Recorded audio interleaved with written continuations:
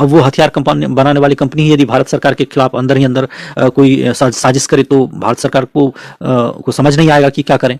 वही काम बाघा जतिन ने कर दिया था। हैरी एंड सन्स नाम की कंपनी बनाई फर्जी, और उस कंपनी के माध्यम से हथियार सप्लाई किया जाता था, राशन सप्लाई किया जाता था, अन्य चीजें जो भी सैन्य उपयोगिता की चीजें थी वो सारी चीजें उस हैरी एंड सन्स कंपनी के द्वारा सप्लाई किया जाता था सरकार को, ब्रिटिश सरकार को, और उसी की आड़ में क्रांतिकारियों को भी सप्लाई किया जाता था। ठीक इसी तरीके से एक और कंपनी थी, उस कंपनी का नाम था यूनिवर्सल इंपोरियम। यूनिवर्सल इंपोरियम नाम की कंपनी जो थी वो वित्तीय लेन देन करती थी, अर्थात बैंकिंग सिस्टम चलाती थी, क्योंकि किसी भी संस्था को चलाने के लिए बैंकिंग सिस्टम बहुत मस्ट होता है। यदि किसी संस्था के पास अपना बैंक है तो वो एक बहुत मजबूत संस्था मानी जाती है। जैसे कि बड़े बड़े स्कूल्स में अपना बैंक होता है, बड़े बड़े यूनिवर्सिटी में अपना बैंक होता है, तो उसी तरह एक संस्था के लिए बहुत जरूरी होता है कि उसके पास अपना बैंक हो। तो इस क्रांतिकारी के पास उस समय ही इतना बड़ा दिमाग था कि उन्होंने अपना बैंकिंग सिस्टम के लिए अपना एक बैंक का ब्रांच खोल लिया था जिसका नाम था यूनिवर्सल इंपोरियम। तो इस प्रकार से क्रांतिकारियों के बारे में जब अंग्रेजों को पता चला तो वो समझ नहीं पाए कि अभी तक अब क्या होने वाला है। बाघा जतिन की योजना बहुत लंबी थी और बहुत ही भयानक थी।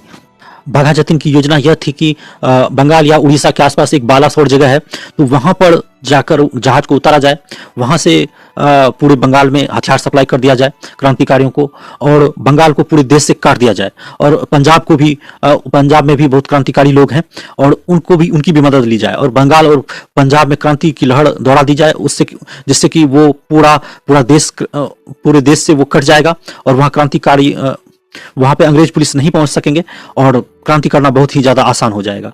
यही सारी कुछ योजनाएं थी और सब कुछ सेटिंग्स में था, सब कुछ असेंबली लाइन में था कि कौन जहाज से हथियार उतारेगा और कौन कहां सप्लाई करेगा।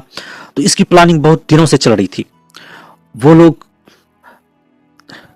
हथियार जर्मनी से चल चुका था, लेकिन इधर ब्रिटिश पुलिस भी सख्त हो चुकी थी।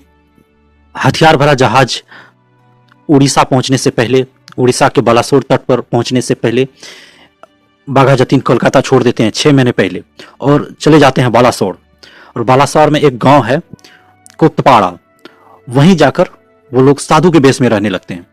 और वहां 4 उनके वो दोस्त थे, चित्तप्रिय, मनोरंजन, नरेन और ज्योतिष। इन 4 दोस्तों के साथ वो कोप्तपाड़ा गांव में रहने लगते हैं। और वहीं से कुछ दूरी पर एक मुर्गा बाजार है, मुर्गा बाजार, वहीं पर वो एक शॉप खोलकर जनसेवा करने लग देते हैं। दुकान खोल लेते हैं किसी दवाई की और वो जनसेवा करने लगते हैं और वहाँ के लोगों के आसपास के लोगों की सेवा करते हैं, उनसे हिलमिल कर रहते हैं और